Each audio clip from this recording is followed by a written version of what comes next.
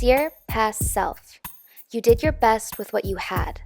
You looked for solutions when problems overwhelmed you.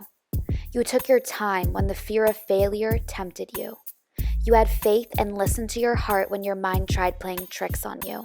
I admire your strength. You had no idea what was ahead, and yet you still believed. You have earned me where I am today, and I am forever grateful for you. I am carrying our dreams forward into the future and making them a reality.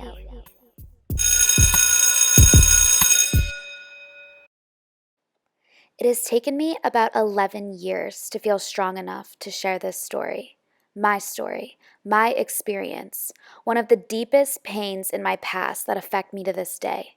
Now it's time. It's time because I think I can make a difference, and I think I can help other parents recognize that there is another way. You don't have to break apart your family in hopes it will ever realign back together, because it probably won't. I am here to join the attack of a billion-dollar industry profiting off of parents' desperation to help their struggling child. I will no longer live behind the fear of what will happen to me or those involved after speaking out and not remaining silent about what happened. My parents, whom I love, made a choice. I forgive them, and we are trying to move forward. However, they made that choice, and I am not responsible for making it easier for them to cope with that decision at the expense of my own mental health and perception. My parents were manipulated by an industry that drained their bank accounts and, at the time, the love that I had for them, and then left us hanging for the last 11 years to build it all back. Every February 2nd brings a cold, eerie remembrance to my body and my brain. The way it smells, the way it felt, the feeling that something was off. February 2nd, 2010 would mark the day I became a survivor of consented kidnapping. My parents paid $100,000 to have me boarded up and an undisclosed amount to stage a legal kidnapping to have me transported there. They signed custody of me away to strangers and gave me up to an industry focused on one thing: profit. I was 14 years old. Before I go further, I do want to drop a trigger warning. This is not a lighthearted episode. As most of you know, I love to laugh and joke about pretty much anything, but this is one thing in my life that makes me shake when I talk about it, that makes me want to cry. It's a really intense subject, and I get defensive about it when other people try to make jokes. We are going to run across a few controversial, upsetting topics. I ask that my family tuning in do not proceed further if you think you aren't ready to know my experience, and anyone who is emotionally fragile, just please be aware. Okay, so those of you that know Paris Hilton, she has a documentary out, and she talks about an organization in the documentary called Breaking Code Silence. And it was very inspirational to me. It talks about consented kidnapping, it talks about reformative boarding school, and the troubled teen industry. So I'm going to get into that in this episode. This is my story, and I'm just about to tell you a little pre-context to the fateful morning that I'm about to get to.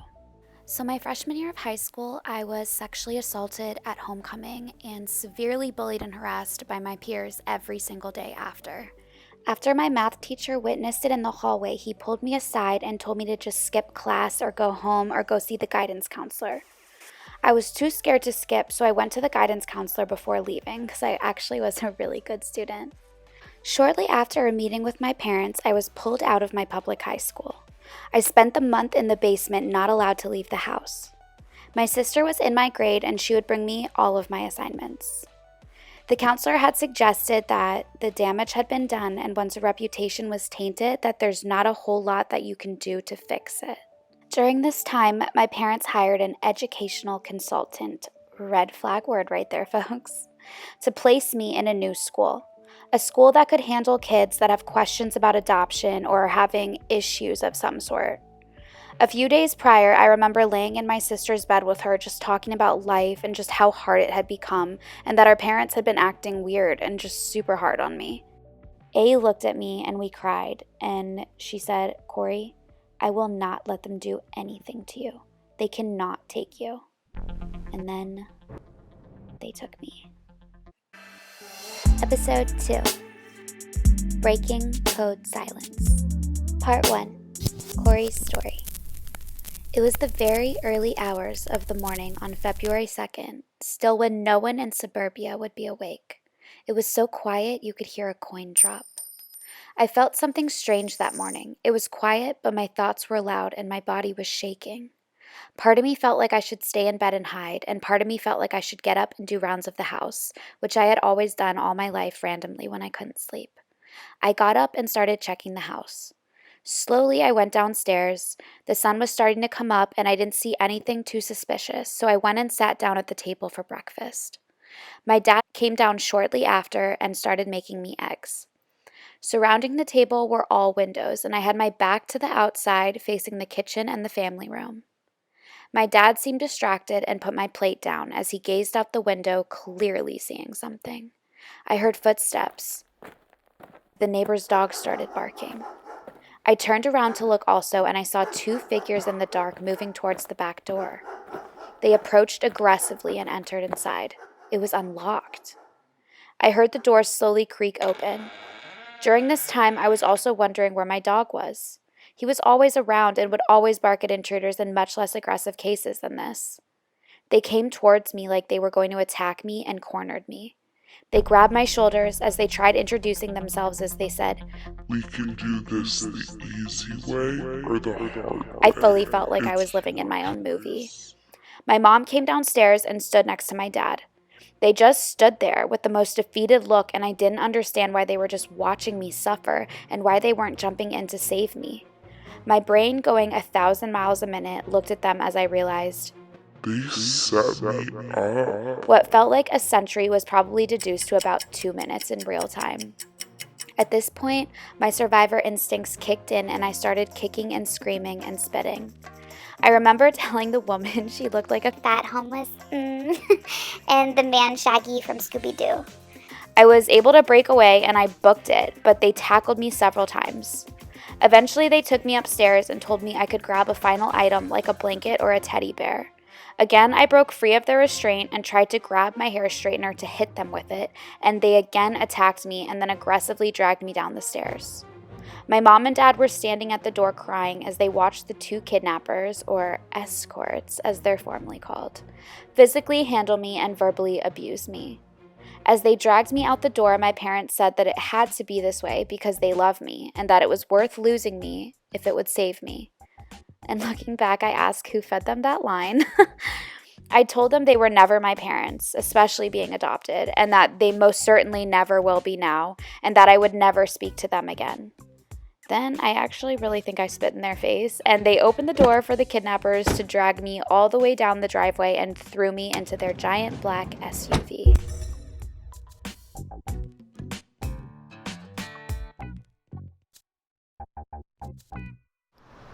Once in the car, I was told they wouldn't use handcuffs if I was compliant.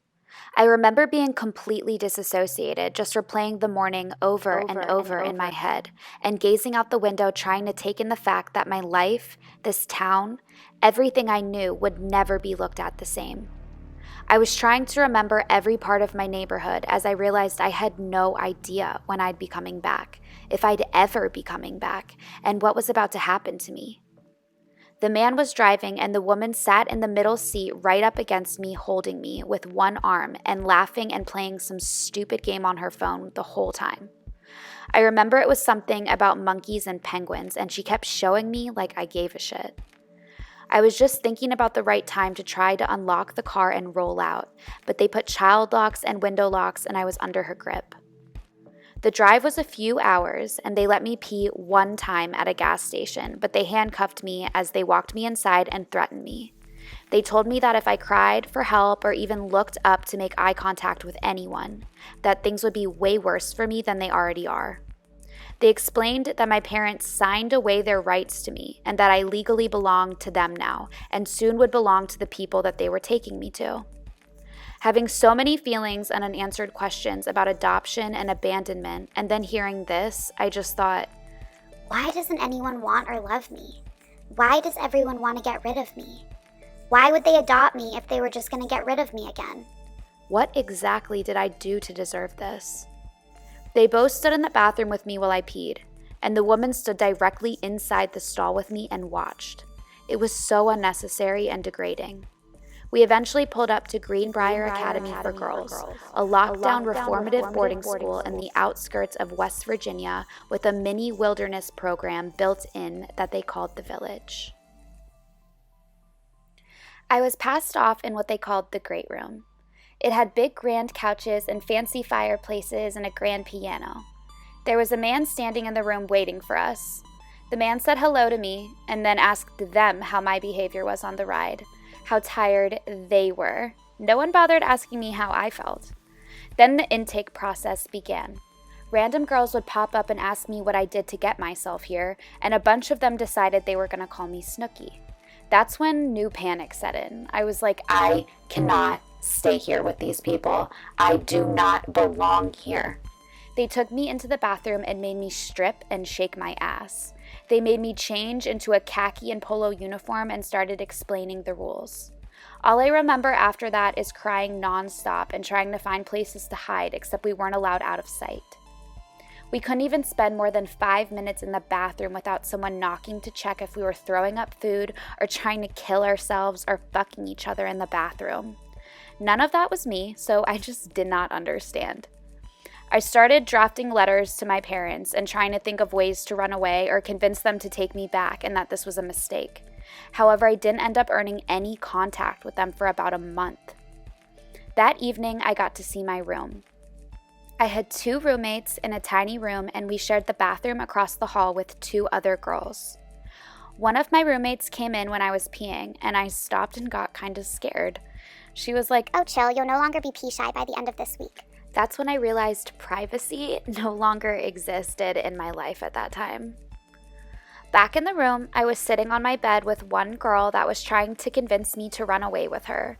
She had a map and everything. We were talking about it seriously, planning it, and another girl barged into my room yelling at me. She said she heard I had been talking shit about her and that I'm just a Short, fat bitch that needed to learn my place. The girl I was talking with could tell I was surprised and confused and told me to get up and fight and that this was just a test. That I needed to defend myself and I couldn't let her come into my room and talk to me like that, or that everyone would step on me. So I did. My roommate locked us inside the room and stood in the front of the door chanting for a fight. She was tall, blonde, and skinny. I grabbed her long blonde ponytail and I yanked it with such force she started falling backwards to the ground and I hit her on the way down. That girl's head definitely took the brunt of my day. Then I stepped over her body and I sat in the hallway and I cried again. The other girl came out and sat with me and told me I did the right thing and that she had respect for me. That girl was Cora, and she will be joining us on the podcast to talk about her own experience with this school a little bit later. The next day, February 3rd, I met my assigned therapist. It turns out I was given the toughest one, the one that no one wanted. Even one of the other therapists was trying to get me to switch over to him once he met me. She was pissed to hear about my quote-unquote fight. She came into my room and said, "Hi, I was enjoying a nice day off yesterday when I got a message saying that my newest intake had caused trouble her first night in. Thanks for ruining my day off."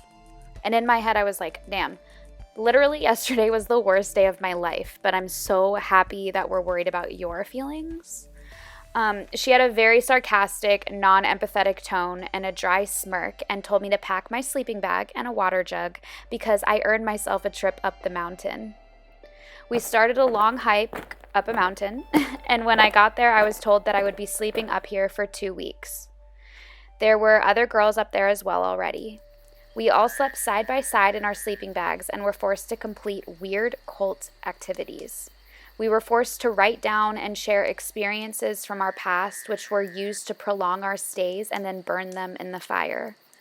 We had to participate in ceremonial sweat lodges.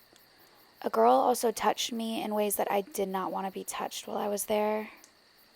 We had to carry extremely heavy rocks up another mountain and couldn't stop or eat or drink until we reached the top, no matter how long it took. There was one where we were even woken up in the middle of the night and blindfolded. They walked us to a bonfire in the middle of the woods, not our usual bonfire, and told us some weird spiritual stories. Then they walked us, still blindfolded, into ditches and buried us. They threw a blanket on top, and then dirt and leaves on top of that, and left us there for God knows how long. It was supposed to make us think about what it'd really be like to be put in an early grave and how our behavior back home was going to lead to that. So in my head, while I was laying there in that ditch, I was like, so I guess stealing beer from my dad's fridge every once in a while and having a meltdown when I was dismissed for asking questions about my birth mother was really going to be the death of me. Back down the mountain at the boarding house, the mentors were in charge of us day to day. They made sure we got lined up for forced medication, lined up for kitchen duty, lined up for morning room checks, everything. They often crossed boundaries and were not properly screened or trained, and to this day contact and harass girls on Facebook that have attended the school, if that's what you want to call it. We couldn't do anything without permission from the higher-ups, our therapist, the mentors, etc. While attending, we were stripped of outside contact, and no longer was I allowed a relationship with my parents or anyone for that matter until the school deemed that it was the right time. And when it was the right time, I would only be allowed one letter that had to be approved, and eventually one phone call with my parents supervised, and no feelings were allowed to be discussed. Only home updates like your nephew misses you or your sister had a great birthday, but it wasn't the same without you. If I cried or my voice cracked, the call would be disconnected. This layout pinned me against my family. The worst part was the school had a council-run system where the girls themselves were the hierarchy and would determine if you could move to the next aspiration. The aspiration were levels. Level 1, respect. Level 2, courtesy and compassion. Level 3, empathy and forgiveness. Level 4, humility and honor. And level 5, trust. You were not supposed to graduate until you reached the top aspiration and had been there for a while. There were girls that had been on it for years and were still stuck there, so it wasn't very promising. Plus, you could get demoted at any time. I was demoted once for talking to a girl that had been tainted as a troublemaker, which set me back months. Again, that was Cora. You learn there are 3 ways out of a difficult situation. You let it brainwash and manipulate you and take you over. You fake it till you make it and beat them at their own game. Or you kill yourself. I chose option 2. I manipulated my way out after 10 months of learning things the very hard way.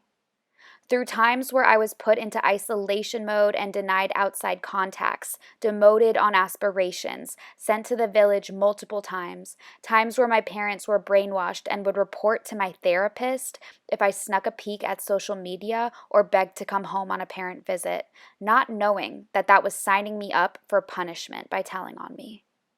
Eventually, I got on the council. I started my own group for anti-bullying and body image, and it was enough to manipulate an early release with conditions. Unfortunately for me, that was only the beginning of what would set me up for what would be some of the worst years of my life. And I won't even get into all that now. I never had a summer break through high school years, so I graduated when I was 16, and I moved into an apartment in Virginia with my 23-year-old felon boyfriend. During this time, I also cut myself off of all of my medications I was being forced to take. I was on extremely high doses of an antidepressant and a mood stabilizer that was not approved to people under 18. I felt that it made me gain a lot of weight, and it made me feel like a zombie. No one would listen to me, so I took matters into my own hands. And although I made the right choice and currently live a successful life on no medication, I do not suggest anybody do this without a doctor's guidance. My current doctor said that I actually could have died because of the shock to my brain, like an alcoholic who gets the shakes if they run out of booze. So from there, my life went really downhill until I went homeless at 18 to leave the toxic and physically volatile relationship that I was in. It hit a reset button, and it wasn't like I hit that button and all of a sudden things were better. It was just the start of an uphill battle to create a new life and future for myself and leave behind what was chosen for me about 4 or 5 years prior to that. How I was treated during that time of my life, it set a precedent and a blueprint for my self-conscious mind that would only lead to more abuse and negative self-beliefs that I've had to break. I've been nervous to talk about this because I have worked so hard to become the strong woman that I am. I have this fear that I will be judged for going through this, that I will be looked down upon, or that others will fear me, that men will think I'm too broken, burdened, or damaged to be lovable, that people will think I'm crazy, and that hurts. I take responsibility for things that aren't my fault, even as an adult that is living a healthy life now. I am afraid of medication. I have to work twice as hard for my body to look like this because of the weight gain and fluctuation from being force-fed food and medication as a teenage girl. I have trust issues. I sleep with a weapon by my bedside. I have nightmares, PTSD, depression, anxiety. That time in my life has affected me to this day. And I know I seem strong and carry myself with this outward exuberance of success and happiness, and I'm always laughing. And that part is true, but it doesn't take away this inner fight that I face every single day. And have any of those therapists, consultants, mentors, teachers, staff ever reached out or cared to check on me? Have any of them from that time reached out? Not one. Once that last paycheck was received, I was dead to them. So I share this because I think I turned out pretty awesome. I went from surviving to thriving, and it was because I never gave up on myself. Around 2014, my life started to turn around after years of dealing with the consequences of my parents' choice, reckless adults' actions, and some bad decisions of my own. But I dealt with the consequences of others' actions and decisions for way too long. As an adult, I made the decision that I don't need medication, and I was right. I am a true believer in taking control over your own life through fitness, healthy eating, choosing your career path based with some passion, meditation, faith, and surrounding yourself with healthy individuals. You create your own life, your own family, everything. Do not let blood, guilt, obligation, anything stop you from doing what you think is best for yourself. Fuck this industry. Fuck Greenbrier. Do not fall for educational consultants. Do not fall for therapeutic boarding schools. Do not fall for high doses of medication on your developing child's brain, especially between the ages of 13 to 16. Do not do it. I warned you. I was 14 when this happened, so it was during a time in my life where my brain was forming and developing. I was bullied and accused of things I didn't do. I was called degrading names and pinned as a bad girl. That label became permanent for the next decade, especially after getting sent to a school like that. Even to this day, people will kind of taunt me, "Oh, you must have been naughty or a bad girl to be sent away like that." And it's like, no, I really wasn't that bad until I got out, and that naughty behavior became what was normal to me. I was sent away for struggling with depression after being sexually assaulted, being bullied and harassed endlessly at school and online, and asking too many questions about my adoption. I acted out and I had meltdowns because I felt that no one believed me, that I didn't have a voice or a choice in what was happening to me. I questioned authority because I didn't think that was okay. And 11 years later, I stand with my younger self in that feeling. What happened to me was wrong, and I refuse to stand by and let the same thing happen to young teens now. I was robbed of my childhood, and if I can help spare even one other child the same fate, then I've accomplished something. I think for a long time, this story was coming from a place of defense and trying to make those responsible feel guilty for what they did, so I never really felt comfortable sharing this with that being the intention. But as time has gone by, I no longer feel the need to be understood or apologized to for what happened to me. I feel proud of where I'm at. I feel responsible for sharing so that other parents know what they're setting themselves up for. So they have the deep warning that my parents didn't have. I feel obligated to share my experience of the carelessness and danger I was exposed to within the troubled teen industry. I feel inspired by Paris Hilton's story, that I'm not some scary monster for going through and being exposed to what I was. And let me tell you, my story is a positive one. This episode is dedicated to Andrea Jameson, who represents a young, beautiful woman I hold dear to my heart, who was not so lucky. Andrea, as well as the majority of girls I associated with during my time at Greenbrier Academy, passed away following her time at the school. She was my friend, my confidant, a fellow performer, and roommate. Rest in peace, Andrea. I never think, I never know. I'm stuck and left alone. I've been lost, I've been fine. My cause is not defined. Won't you kiss me?